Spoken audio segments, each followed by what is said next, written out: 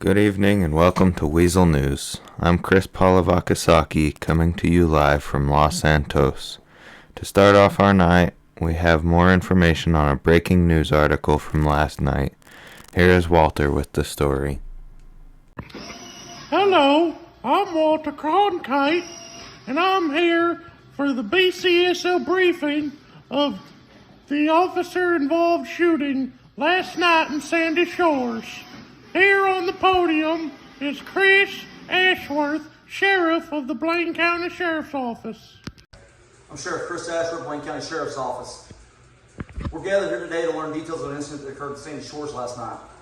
As most of you know, we lost a deputy in the line of duty in Chicago, Illinois, Mike Hayes Jr.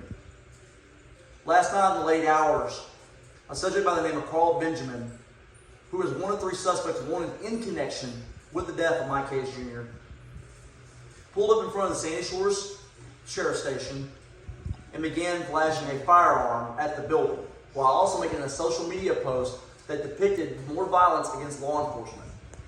A detective corporal who was upstairs on an unrelated incident spotted Benjamin and radioed other officers. The corporal and other officers engaged the suspect and a vehicle pursuit began. A short time later, the suspect wrecked out and pointed a firearm at deputies. Deputies returned fire, and at this time I can confirm that Carl Benjamin is deceased. Next thing you know, notification was made, and Los Santos County medical examiners have him. I'm also here to tell you that Trevon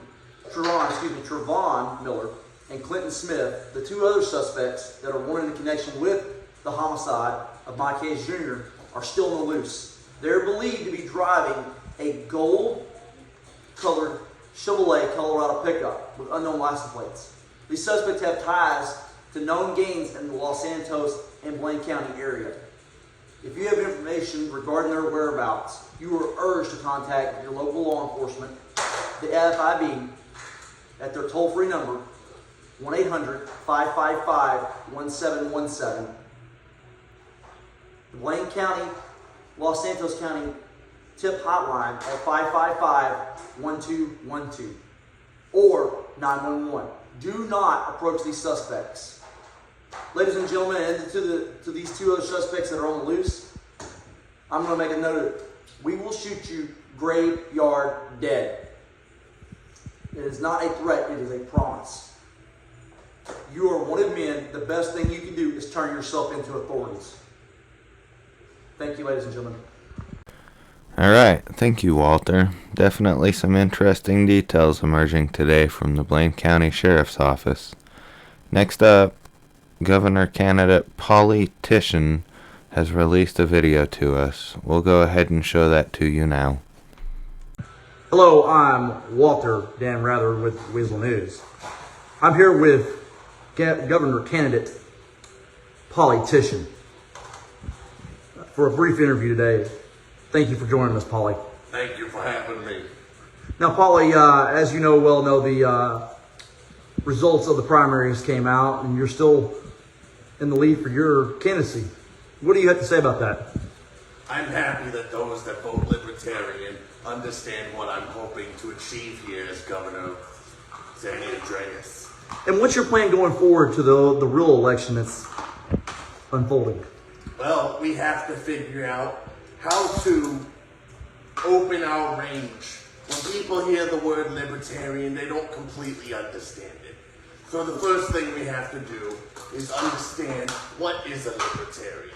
And for those that are wondering, a libertarian is someone who believes that the government, both state, federal, and even local, are incompetent. And the best thing to do is to small it down so that more people have more personal freedoms. Now, Polly, as you all know, San Andreas is known for being a Republican state. What is your plan to overcome candidate Cole Phelps, who is now leading at least 85% in the polls? Well, Libertarians and Republicans have a lot of things in common. We are very Second Amendment heavy.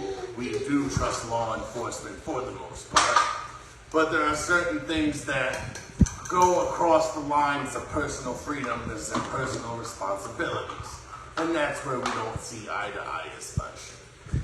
Now, that being said, Cole Phelps, he's made some pretty harsh statements against you and some of the other candidates that's running. There's been a lot of mudslinging, even those candidates have dropped out. What is your plan to combat that? There's no need to combat it. It's all part of the political game that large governments have created. And we're not going to play by this game. We are going to do our job to serve the people and only the people, not the politicians that are running against us.